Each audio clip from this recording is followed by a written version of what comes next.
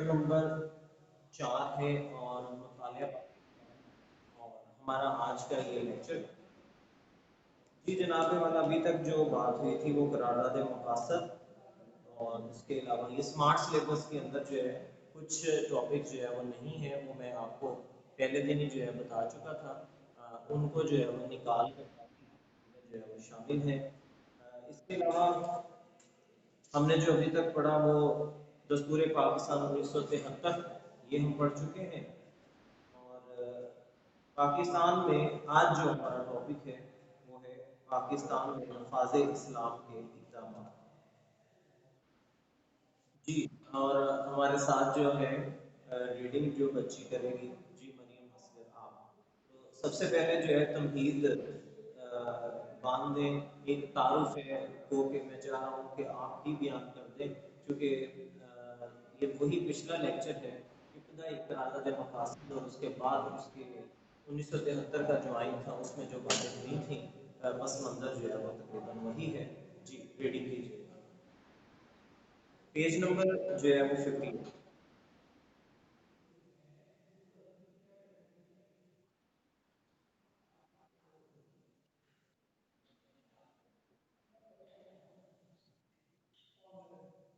جی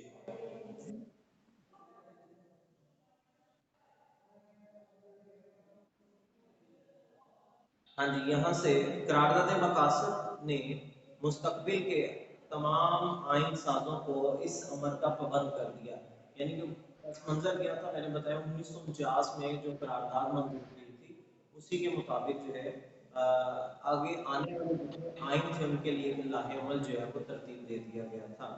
تو اس بات کا پابند کر دیا گیا تھا کہ وہ اسلامی نظریے کی بالادستی کو تسلیم کریں، ٹھیک ہے؟ اس میں بات یہ ہوئی تھی اقدار اعلیٰ کا مالک اور اسلامی نظریہ حیات اور یہ ساری جو ہے وہ باتیں ہوئی تھی۔ تو جی بیٹا آپ ریڈنگ کریں گی یا ہم آگے چلتے جائیں گے؟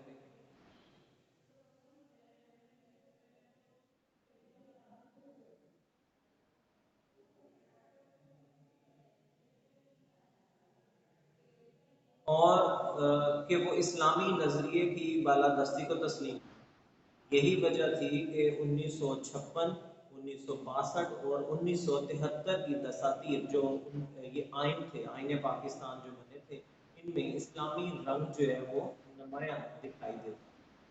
ان میں بہت سی اسلامی دفعات جو ہے وہ شامل کی گئی تھی، مثلا اللہ تعالیٰ کی حاکمیت، یعنی کہ وہ تمام کائنات کا مالک ہے، اور اسلام کو سرکاری مذہب، جیسے 1973 کے آئین میں ہم نے پڑھا کہ سرکاری مذہب جو ہے وہ اسلام آئین ہے۔ مسلمانوں کی مسلمان کی تاریخ شامل کرنے جیسے اقدامات کیے گئے، اسی طرح آنے والے ادوار میں بھی یہ کوششیں جاری رہیں۔ اب ہم ظاہر میں نیچے اگر آپ پیج نمبر 58 پر دیکھیں تو ہیڈنگز بالکل ایسی بنی ہوئی ہیں، ان کے درمیان میں جہاں جہاں جو ہے وہ آپ کو ڈیجٹ ملیں گے وہ سمجھ لیں کہ وہ بنے گا آپ کا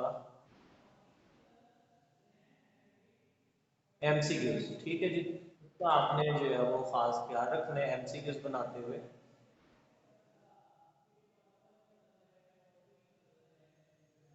جی بچوں، بس یہ ہوگی سیٹنگ۔ تو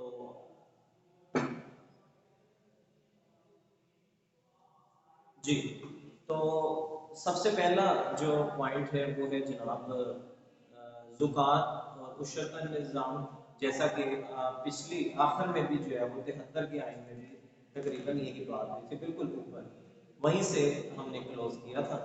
20 جون 1980 کو، یہ بڑی یاد رکھنے والی بات ہے، ٹھیک ہے؟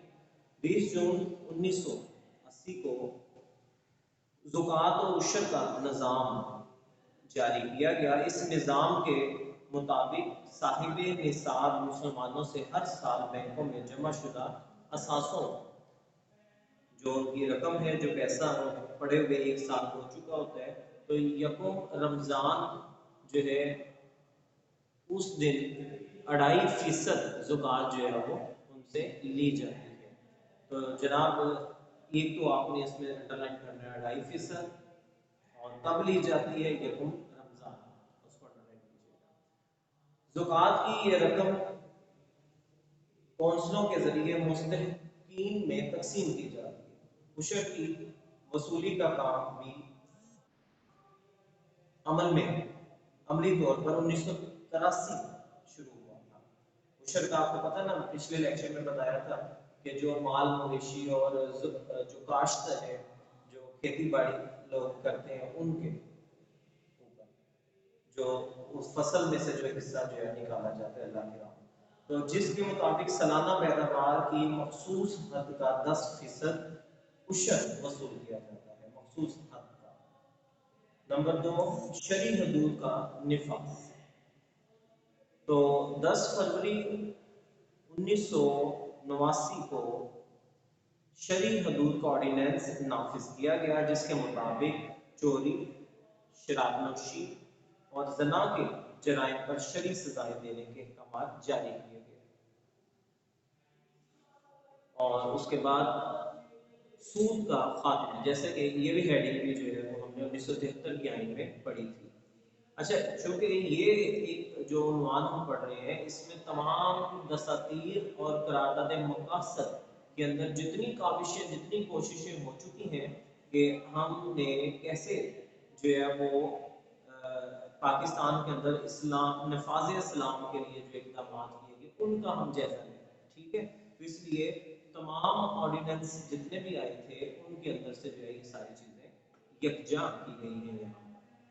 تو یہ کل 10 پوائنٹ جو ہے وہ بنتے ہیں۔ ٹھیک ہے، تو جناب والا سود کا خاتمہ، تو سود کی نجات حاصل کرنے کے لیے 1 جنوری 1981 سے نفع اور نقصان کی بنیاد پر کھاتے کھولے گئے، کھاتے accounts, P and loss accounts جو ہے وہ اوپن کیے گئے، PLS اکاؤنٹ کہتے ہیں، اور عام طور پر جو ہے یہ سیونگ اکاؤنٹس بھی ہوتے ہیں، یہ نیچے لکھا بھی ہوگا، آگے چلتے ہیں۔ اور 1 جولائی 1984 سے تمام سیونگ اکاؤنٹس کو PLS کھاتوں میں تبدیل کر دیا گیا، P and loss, profit and loss account. ٹھیک ہے جی، یہ پروفٹ اینڈ لاس اکاؤنٹ، تو ان تمام اکاؤنٹس کو جو ہے وہ بدل دیا گیا۔ کب بدلا؟ 1 جولائی 1984 میں۔ علاوہ ازیں سرکاری تحویل میں کام کرنے والے مالیاتی اداروں نے بھی شراکت کی بنیاد پر قرضے جاری کرنے شروع کر دیے۔ تو بہرحال کوشش یہ کی گئی کہ سود کا خاتمہ کیا جائے، جیسا کہ پچھلے لیکچر میں بھی بات ہوئی کہ ابھی تک جو ہے وہ یہ مکمل طور پر ختم نہ ہو سکا، بلکہ اس کو لفظ انٹرسٹ انگلش میں بولا جاتا ہے۔ نمبر 4، شرعی عدالتوں کا قیام عمل میں لایا گیا۔ 10 فروری 1989 کو یہ ایک آرڈیننس کے ذریعے سے، آرڈیننس کیا ہوتا ہے؟ یعنی کہ حکم نامہ، جیسے صدر نے کوئی آرڈیننس جاری کر دیا، تو حکم دے دیا، تو اس کے مطابق جو ہے تمام ہائی کورٹس میں شریعت بینچ قائم کر دیے گئے، جن میں علماء کو بطور جج شامل کر دیا گیا۔ مئی 1980 میں شریعت بینچوں کی بجائے وفاقی شرعی عدالت قائم کی گئی، جو ماتحت عدالتوں کے فیصلے کے خلاف اپیل سنتی تھی اور اسلام کی تشریح کرتی تھی۔ وفاقی شرعی عدالت، وفاقی شرعی عدالت وفاق کے اندر، وفاق اسلام میں، ٹھیک ہے، ان کے فیصلوں کے خلاف اپیل کی سماعت جو ہے وہ سپریم کورٹ کا بینچ ہے۔ یہ عدالت اسلام سے متصادم قوانین اور اقدامات کو کالعدم قرار دے سکتی ہے، یعنی کہ ایسے قوانین جو شرعی عدالتیں ہیں، ایسے قوانین جو اسلام یعنی شریعت کے خلاف بنے ہوئے ہیں، اس سے متصادم ہو، ٹکراؤ ہو، تو ان قوانین کو کالعدم یعنی کہ روک سکتی ہے، ختم کر سکتی ہے۔ تو نمبر 5 جو اقدامات کیے گئے نفاذ اسلام کے حوالے سے پاکستان کے اندر، وہ تھا اسلامیات کی لازمی تعلیم۔ تو تعلیمی نظام کو اسلام سے ہم آہنگ کرنے کے لیے تمام کلاسوں میں اسلامیات کی تعلیم لازمی قرار دے دی گئی۔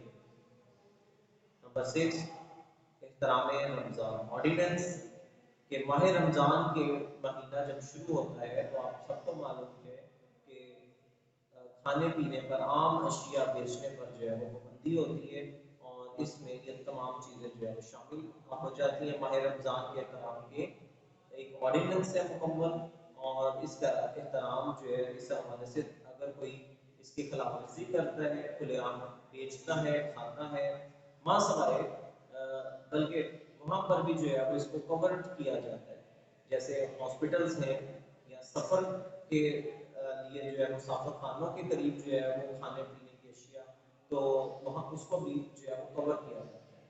تو اگر کوئی ایسا نہیں کرتا تو اس کو جو ہے وہ سزا بھی مل سکتی ہے، 3 ماہ قید اور 500 روپیہ جو ہے روپیہ جرمانہ سزا دی جا سکتی ہے۔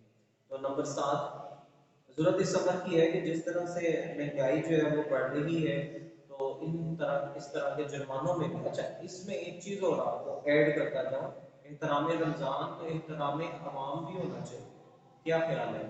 اب اکثر یہ دیکھا جاتا ہے کہ قانون کے رکھوالے ہی جو ہے مجھے وہ اور عام شہری پبلک پلیسز کے اوپر جو ہے وہ اسموکنگ کرتے ہوئے دکھائی دیتے ہیں۔ تو جناب والا آپ نے بھی دیکھے ہوں گے، تو پوائنٹ آؤٹ کیا کریں کہ یہ قانون ہے، لا ہے کہ پبلک پلیسز جتنی بھی ہے، ٹرانسپورٹ ہے یا پارکس ہیں، ایسی جگہ جہاں پر جو ہے وہ عوام یعنی عوام کے لیے جو ہے وہ کے سامنے جو ہے وہ اسموکنگ نہیں کر سکتے، قانونی طور پر جرم ہے، جرمانہ بھی ہے۔ لیکن اب ایسے بھی ان حالات میں بھی جو ہے وہ لوگ دیکھیں جناب، میں نے مال روڈ پہ اس دن ایک لڑکے کو دیکھا کہ ماسک اس نے لگایا ہوا تھا، ماسک اتارا اور سگریٹ لگایا اور خود بھی پی رہے اور دوسروں کو بھی پلا رہے۔ کیا خیال ہے، ہمارا کیا قصور ہے اس میں؟ تو احترام عوام بھی کرنا چاہیے۔ تو نمبر 7، اہتمام نماز۔ اچھا جی، یہ بہت ضروری تھا اور کیا بھی گیا، اس پہ امپلیمنٹ کیا گیا کہ تمام سرکاری دفاتر، اسکول اور کالجز میں ظہر کی نماز کا اہتمام کیا گیا، کیونکہ یہ نماز جو ہے وہ انہی اوقات کار کے اندر آتی ہے، تو اس وقت جو ہے وہ لوگ اپنے دفاتر میں، اسکول اور کالجوں میں ہوتے ہیں، تو آپ نے دیکھا کہ ہر تقریباً اسکول، کالج اور جو ہے ان میں مساجد جو ہے وہ بنی ہوئی ہے، مساجد نہیں ہے تو جائے نماز جو ہے وہ موجود ہے، جائے نماز کہتے ہیں جگہ کو، ایسی جگہ جہاں پر آپ نماز پڑھ سکتے ہیں۔ تو لوگوں کو نماز پر راغب کرنے کے لیے نماز کمیٹیاں جو ہے وہ قائم کی گئی۔ نمبر 8، عربی کی لازمی تعلیم۔ اسکولوں میں جماعت ششم سے جماعت حشرم تک عربی زبان کی تعلیم جو ہے وہ لازمی قرار دے دی گئی، تاکہ اس کا تلفظ اور یہ سارے معاملات جو ہے وہ اس کو سیکھا جا سکے، کیونکہ قرآن مجید ہماری الہامی جو ہے وہ کتاب القرآن وہ عربی زبان میں ہے، تو اس کا اہتمام کیا گیا کہ 8ویں جماعت کا بچہ جب امتحان پاس کرے تو اس کو قرآن مجید ناظرہ اس نے مکمل پڑھ لیا ہو۔ نمبر 9، بین الاقوامی اسلامی یونیورسٹی کا قیام، یعنی کہ انٹرنیشنل اسلامک یونیورسٹی۔ جی جناب، تو یہ کہاں پہ ہے، کون بتائے گا؟ چیٹ میں لکھیے جلدی سے، دیکھتے ہیں کس کو پتا ہے۔ یہ بن چکی تھی 2 جنوری 1981 کو، 1981۔ کس کو معلوم ہے کہ یہ یونیورسٹی کہاں پر ہے؟ انٹرنیشنل اسلامک یونیورسٹی، آگے نہیں بتاؤں گا، اور دنیا بھر سے جو ہے وہ مسلمان اسٹوڈنٹس جو ہے وہاں پر آتے ہیں، پاکستان میں ہے، یہاں تک میں نے آپ کو بتا دیا جناب کہاں پر ہے۔ نہیں جی، پنجاب میں نہیں ہے وہ، ویری گڈ، اتفا رضا نے جواب درست دے دیا، کوئی نہ دے گا، کلیئر ہو گیا، اسلام آباد میں۔ تو جناب فیصل مسجد جو ہے وہ، جی اسلام آباد میں، گڈ۔ فیصل مسجد جو ہے، الفیصل مسجد جو ہے اس کے نیچے اور ملحق ہے اس کے ساتھ، ٹھیک ہے۔ تو انٹرنیشنل اسلامک یونیورسٹی 2 جنوری، MCQs 1981 سے اسلام آباد میں بین الاقوامی اسلامی یونیورسٹی نے کام شروع کر دیا، اور اسلامی قانون کے پہلے ہر پہلو پر جو ہے ریسرچ کی گئی، تحقیق کی گئی، وہاں پہ ریسرچ کا کام جو ہے وہ بھی ہوتا ہے۔ تو نمبر 10، دینی مدارس کی سرپرستی۔ تو اس دور میں دینی مدارس کی سرپرستی کی گئی اور ان کو سالانہ امداد دی گئی، اور ان کی اسناد کو MA کے برابر، یعنی کہ ماسٹرز آرٹس کے برابر جو ہے وہ درجہ دیا گیا۔ تو جناب والا یہ تھے وہ اقدامات جو 1965 62 اور 73 کے آئین کے تناظر میں لیے گئے اقدامات اٹھائے گئے اور پاکستان میں نفاذ اسلام کے حوالے سے جو ہے وہ کام ہوا۔ اب ان کے درمیان میں مشکلات کیا ہیں، ہم مسائل میں اب اس کا جائزہ لیتے ہیں۔ تو عملی طور پر جب پاکستان کا آئین جو ہے اسلامی اصولوں پر استوار رہے، لیکن قرارداد مقاصد کے تحت وقتاً فوقتاً جو ہے وہ جو اقدامات تجویز کیے گئے ان پر خلوص دل سے عمل درآمد نہ ہو سکا۔ ان کی بنیادی وجہ وہ چند با اختیار لوگ ہیں جو انگریزوں کے بنائے ہوئے قوانین کو ترک کرنے کے لیے تیار نہیں ہیں۔ ہمارے ملک کا ایک طبقہ ملک کو سیکولر ریاست بنانے کی کوشش کرتا ہے اور روشن خیال، اور ان افراد کی ریشہ دوانیوں کی بدولت اسلامی قوانین کا نفاذ نہ ہو سکا۔ آپ دیکھتے ہیں کہ جب بھی کوئی اسلامی لاء قانون جو ہے وہ پارلیمنٹ میں لے کر جایا جاتا ہے تو خواہ وہ شراب کے حوالے سے ہو بل، یا کسی اور حوالے سے، سود کے حوالے سے ہو، زنا کے حوالے سے ہو، تو وہ سارے کے سارے جو ہے بل کو جو ہے وہ جو مخالفت ہوتی ہے اس کی، یہ اسلامی ملک کے اندر جو ہے ایک بڑی عجیب گمگیر بات ہوتی ہے کہ ایسے قوانین جن کی اسلام جو ہے وہ کہتا ہے اور بہت سے لوگ جو ہے اس کی مخالفت کرتے ہیں وہاں پر بیٹھ کر۔ تو اس کے علاوہ علماء کے مختلف طبقوں نے اسلامی قوانین کی تشریح اپنے اپنے نقطۂ نظر سے کی۔ اسلامی قوانین کو نافذ کرنے میں اسلام کے متعلق مختلف نعرے لگائے اور اسلامی قوانین کے سلسلے میں ابہام پیدا کیا گیا۔ عوام الناس کی ناخواندگی ان پڑھ عوام جو ہے وہ زیادہ تر جو ہے ان پڑھ ہے، اور ملکی معاشی حالات بھی اسلامی قوانین کو نافذ کرنے میں رکاوٹ رہے ہیں۔ تو جناب یہ ہمارے مطالعہ پاکستان میں، یہ میں نے اپنے پاس سے نہیں، یہ سارے کا سارا میں نے آپ کو وہاں پہ بتایا کہ اسلامی قانون کے نفاذ میں جو مشکلات کا سامنا کرنا پڑا، 59 page Punjab text book board اور اس کے 59 پیج پر جو ہے وہ لکھی ہوئی ہے، یہ مسائل کا سامنا کرنا پڑا۔